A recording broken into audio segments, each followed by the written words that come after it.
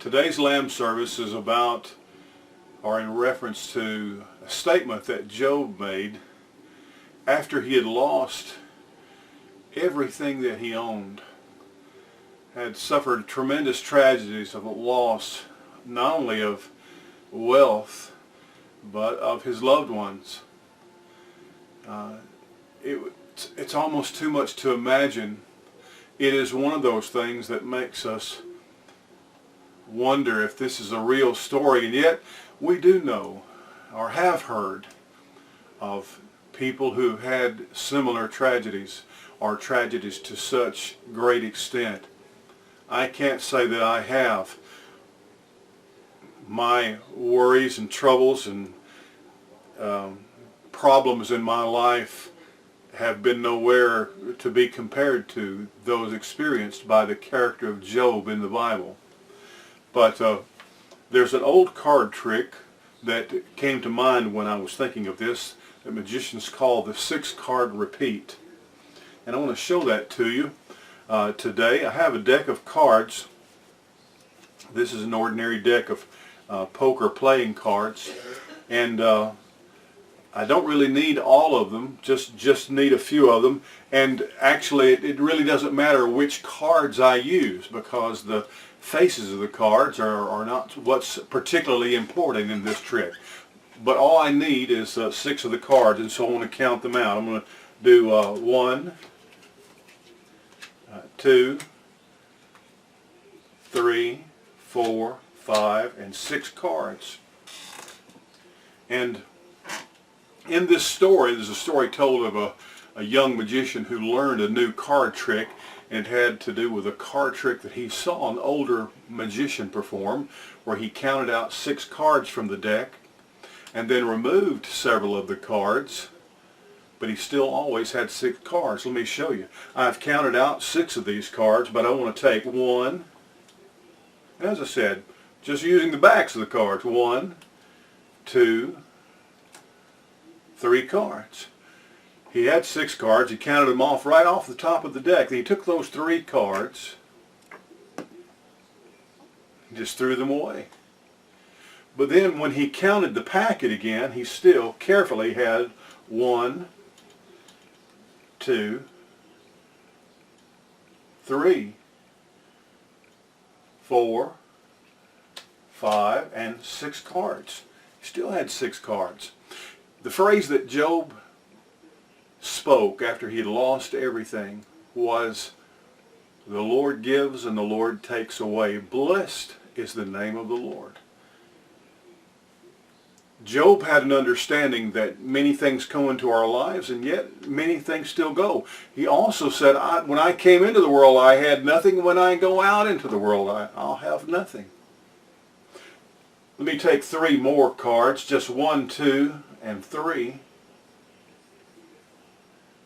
1, 2, 3, and just throw them away.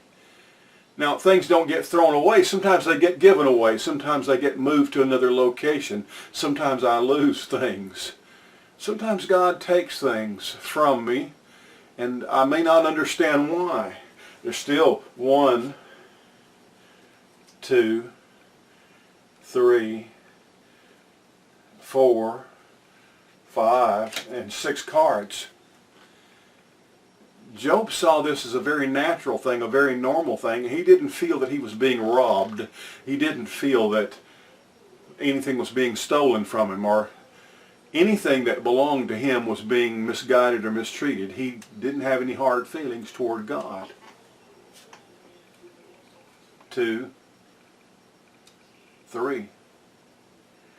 He saw those things and those events, regardless though some of them might seem to be tragic. He'd seen many things come and go. He'd seen friends come and go, and family members come and go, circumstances, possessions, material belongings. He was a wise person. We don't have everything that we've always had.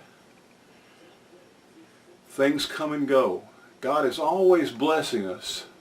And the blessings, he intends us to be a channel of blessing so that things should come through us. He intends us to be generous, to give our things away, to share our things with others, and for all of our blessings to be a blessing to someone else. 1, 2, 3, 4, 5, and 6.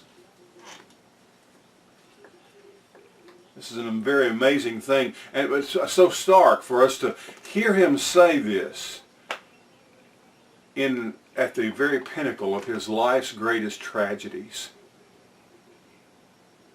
But I studied long the things that he says. It's important to understand that our lives are going to change over an entire lifetime. Things are going to come and go. People are going to come and go, and eventually we're going to go. Someone asked, when they heard about the passing of a very wealthy man, they said, how much money did he leave behind? And somebody said, all of it.